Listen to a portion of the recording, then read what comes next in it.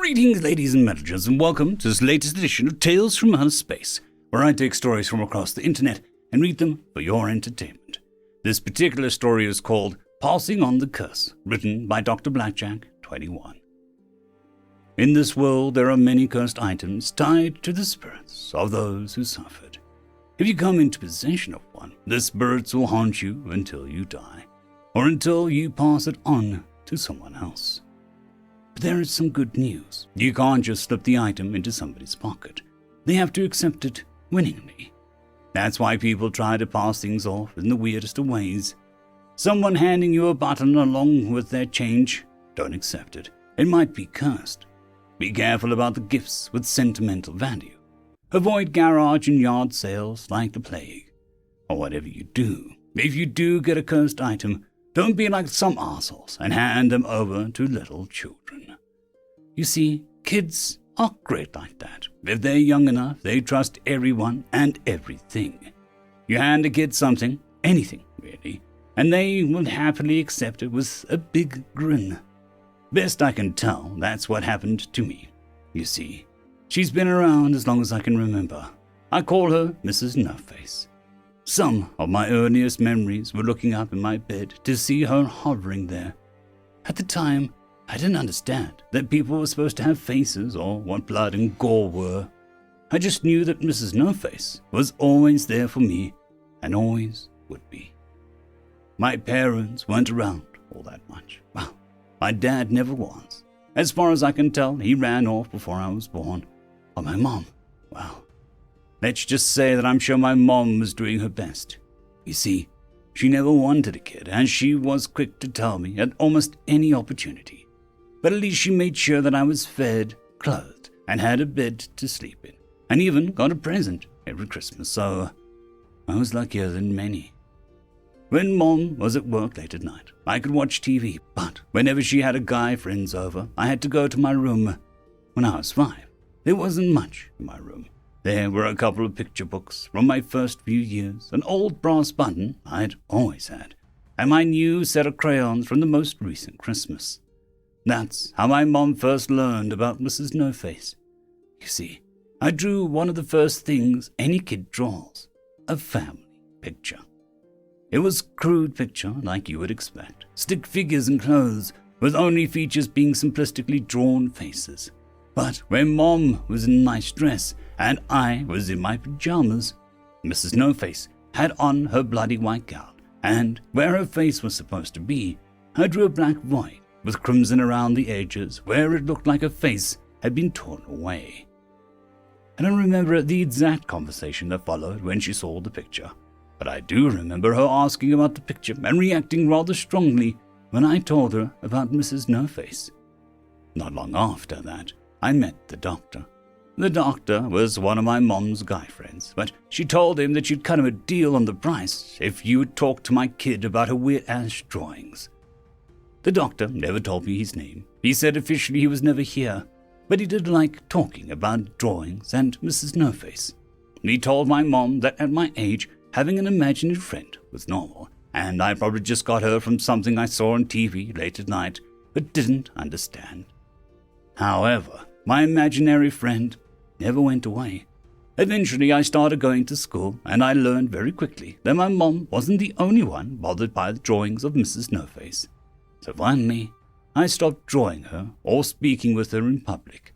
That seemed to be enough to appease the teachers, but most of the kids still avoided me. They called me weird and spooky.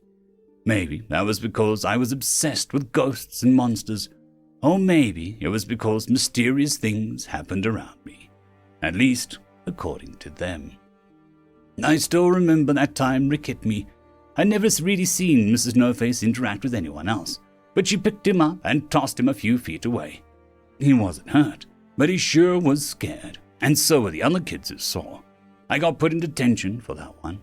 Also, whenever people played tricks on me, it always seemed to backfire. There was a time Alex propped a bunch of dirty erasers above the door so they'd fall on me when I walked through, only for Mrs. No-Face to grab them before they fell and then throw them back at him one at a time. As we got older, the pranks got crueler, but Mrs. No-Face was always there to protect me. When kids threw stones, she'd throw them back. Cruel letters always seemed to find their way back to the students who wrote them. Everywhere I went, kids would always whisper to each other, calling me witch or monster. But I didn't mind at all that much. I was used to being alone, with only Mrs. No-Face to keep me company. At some point I figured out people found entities like Mrs. No-Face scary. Not everyone thought horror movies were secretly comedies like I did, but I couldn't imagine monsters actually hurting people. After all, Mrs. No-Face never actually hurt anyone. Not seriously, anyway. As the years passed and everyone got older, rocks stopped getting thrown and people just started ignoring me. Slowly, Mrs. No-Face seemed to appear to me less and less as well. By the time I graduated and got a job, I'd go days or weeks without seeing her around, though she still often showed up behind me in mirrors, which always made me smile. By this point, I was starting to have a relatively normal life, at least by most people's standards. I worked a 9-to-5 that I hated just little enough not to quit, got my own apartment, and even went on the occasional date, few of which ever went anywhere. I lost contact with Mom. I'm grateful she just didn't abandon me as a kid, but we'd never really been a family. And once I could take care of myself, there just wasn't a connection there. I remember swearing that if I ever had a kid, I wouldn't just let them go. We'd be a happy family, like the one I never had. Then, late one night, when I was walking home, everything changed. It started when I heard footsteps behind me. I didn't think much of it at first. It wasn't common to run into other people walking around the neighborhood this time of night, but it wasn't unheard of either. With the footsteps getting closer and closer, as if something was chasing me. I picked up my pace, but so did they. I broke into a run, and so did they. I was trying to think if there was anywhere public and open this time of night, when I rounded a corner and saw two monsters waiting for me. One of them had a half-melted face, much of his skin was missing, and his left eye was hanging by a strand. Next to him stood a clown, but his face was distorted. His mouth was too big, his teeth were too long, and his eyes looked like they were bulging out of his head. I turned and tried to run across the street, but got tackled from behind. Looking up from the ground, I could see a werewolf crouching over me, laughing as it brandished a knife. When he spoke, his mouth didn't move. "Hey, empty out your pockets right now, and I wouldn't scream if you know what's good for you." I nodded silently and dug through my pockets, dumping everything on the ground. My wallet, phone, even my pocket change. The wolfman scooped it all up, laughing and calling me a good mark. But then the wolfman froze. He lifted his knife up and started shouting, "Hey you! Do you want to die? Get out of here now!" I didn't see who he was talking to, and based on the way the other two were looking around, they didn't either. Finally, the clown spoke up. "Hey man, you messing with us? Now's not the time. Let's just take the stuff and run." But the wolfman's hand started to shake, and his voice sounded afraid. I'm warning you. Get the hell away from us now, or else..." Finally, the half-burned man reached up and tore off his Halloween mask, looking around before turning back to his accomplice. "Are you tripping? There is no one there. Get your shit together and let's go." By now, the wolfman had fallen back and was looking up, pointing his shaking knife at thin air as his voice reached a panicked pitch. "I'm warning you. Get away from me. Leave me alone," he started, swiping at the air. And that was when something odd happened. The wolfman's hand froze. Then he raised it straight up. Then, after a moment, he started hovering as if being picked up by his hand. When his mask flew off, it was clear that he was sobbing. "Please, just let me go, please." By now, the two friends were grabbing onto him as if trying to pull him down. But then they were both thrown bodily aside as if punched by some invisible force, and he started screaming incoherently, as if in great pain. A moment later, his face was torn clean off, and he dropped to the ground, lifeless. The other two muggers ran away. I was about to run too, but there on the ground was all my stuff. Thinking that leaving my ID or phone sitting next to a crime scene like this was probably a mistake, I gathered it all up, pocketing it all. but then stopped when I saw something I hadn't thought much about in a long time. There, among the loose change, was an old beat-up brass button. I'd had it for as long as I can remember and always thought of it as good luck. I reached down slowly and grabbed a hold of it. As soon as it was in my hands, I could see Mrs. No-Face hovering over the body of my would-be attacker. Years have gone by since then. For a while, Mrs. No-Face was a significant presence in my life again. I spoke with her daily and swore to myself that I would never neglect her. And then I met my partner.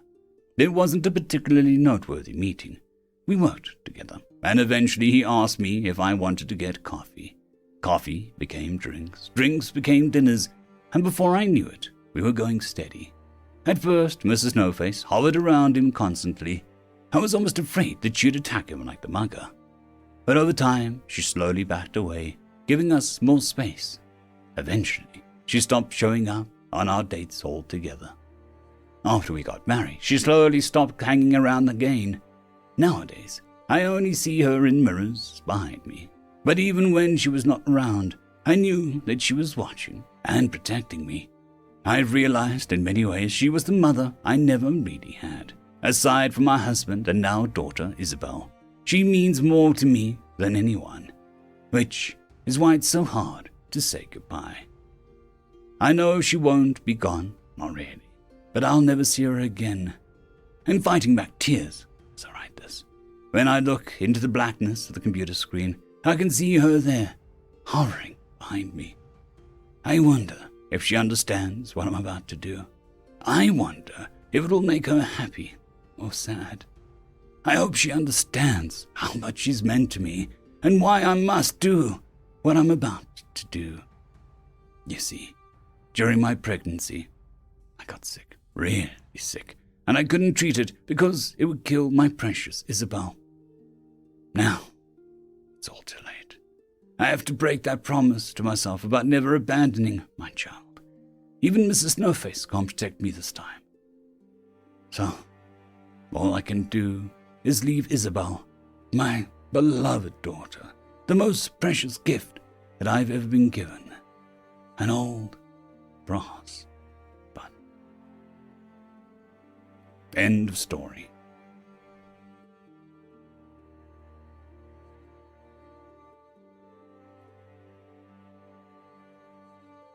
There is a new legend on the horizon. Blueberry Cat has taken the T6 Patreon spot.